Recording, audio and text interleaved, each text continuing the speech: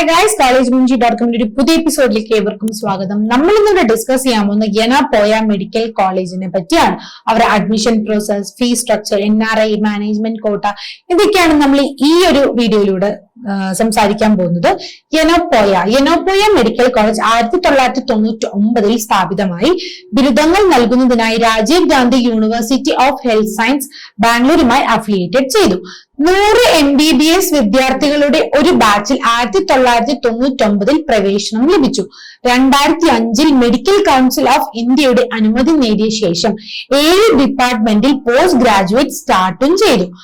2009 യനപോയ medical college യനപോയ സർവകലാശാലയുടെ constitute കോളേജായി പ്രഖ്യാപിച്ചു. 2011 medical council of India കോളേജിന് 150 വിദ്യാർത്ഥികളെ MBBS പ്രവേശിക്കാനും അനുമതി നൽകി. യനപോയ എന്നുള്ളത് യനപോയ യൂണിവേഴ്സിറ്റി ഞാൻ പറഞ്ഞ പോലെ തന്നെ ഡീംഡ് യൂണിവേഴ്സിറ്റിയാണ്.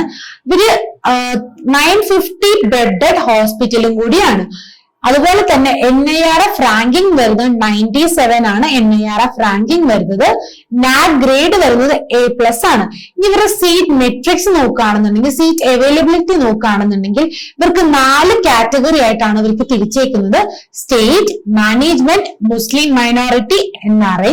150 സീറ്റ്സ് ആണ് ഈ ഒരു കോളേജിൽ അവൈലബിൾ ആയിട്ടുള്ളത്.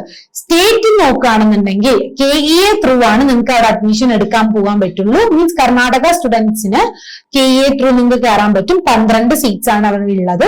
അടുത്ത മാനേജ്മെന്റ് നോക്കുകയാണെന്നുണ്ടെങ്കിൽ 58 സീറ്റും, മുസ്ലിം മൈനോറിറ്റി സീറ്റ് നോക്കുകയാണെന്നുണ്ടെങ്കിൽ 57ഉം, NRI കാറ്റഗറി നോക്കുകയാണെങ്കിൽ 23 സീറ്റുമാണ് ഉള്ളത്.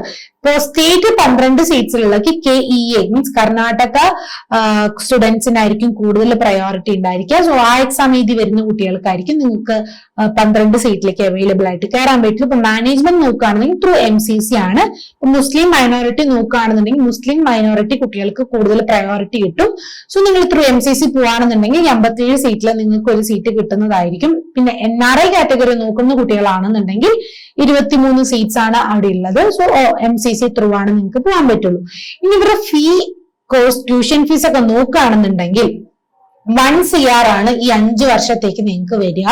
ഇപ്പൊ നിങ്ങൾ ഒരു NRI കാൻഡിഡേറ്റ് ആണെന്നുണ്ടെങ്കിൽ നിങ്ങൾക്ക് ഫീസ് ഇൻ USD നോക്കുമ്പോൾ 1,84,500 ആണ് പെർ ഇയർ നിങ്ങൾക്ക് നോക്കുക.